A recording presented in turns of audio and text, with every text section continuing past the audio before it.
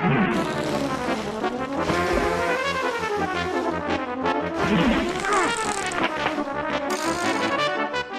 Ahoy!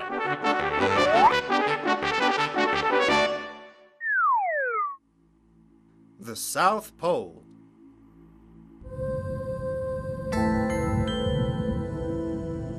Man has always been trying to outdo himself, driven by curiosity or competitiveness to be the first to reach a place where no one else has ever been.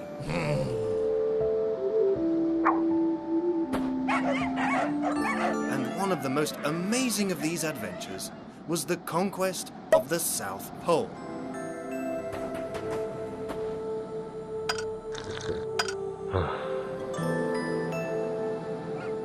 The worst has happened. The Norwegians have forestalled us and are first at the pole, 16th of January, 1912. But let's go back to the beginning of the story. 1 year earlier, the British explorer, Captain Robert Scott, had a plan: to be the first to reach the South Pole. He set sail on board an old Scottish whaling ship, the Terra Nova, with a large crew. He had 17 ponies, 30 husky dogs, and 3 motorized sleds. Meanwhile, the Norwegian explorer, Roald Amundsen, was planning to go to the North Pole. But secretly, he changed his plans to go to the South Pole instead. He knew he was competing against Scott and sent him a telegram. Beg leave to inform you, am proceeding Antarctic. Amundsen. In October 1911, both teams set off for the South Pole.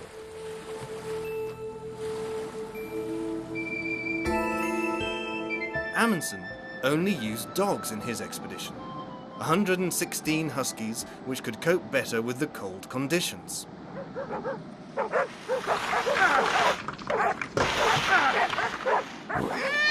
Scott's team had problems.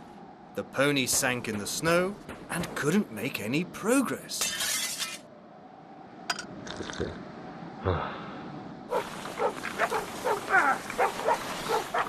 The race to the pole was an obstacle course. There were cracks in the ice, avalanches, snowstorms, and temperatures plummeted to 40 degrees below zero. After 2 long months, Amundsen exclaimed, "I have the South Pole in sight. I can hear the axle of the earth creaking." At 3 o'clock in the afternoon, on the 14th of December, 1911, the Norwegians reached 90 degrees latitude, the South Pole itself.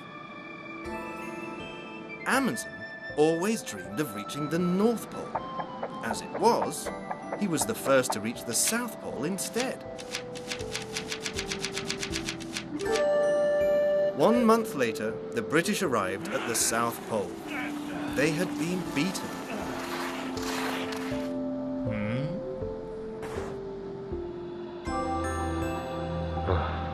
Their return back to base was a terrible journey.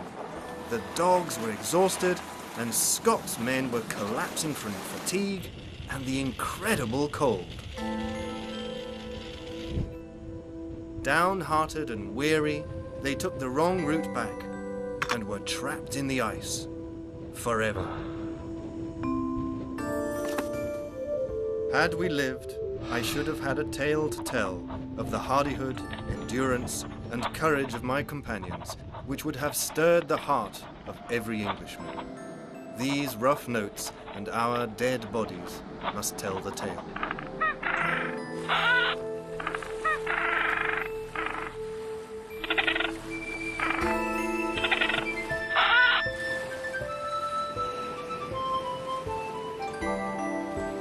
Scott and Amundsen's adventures represent man's struggle against the elements through willpower and teamwork.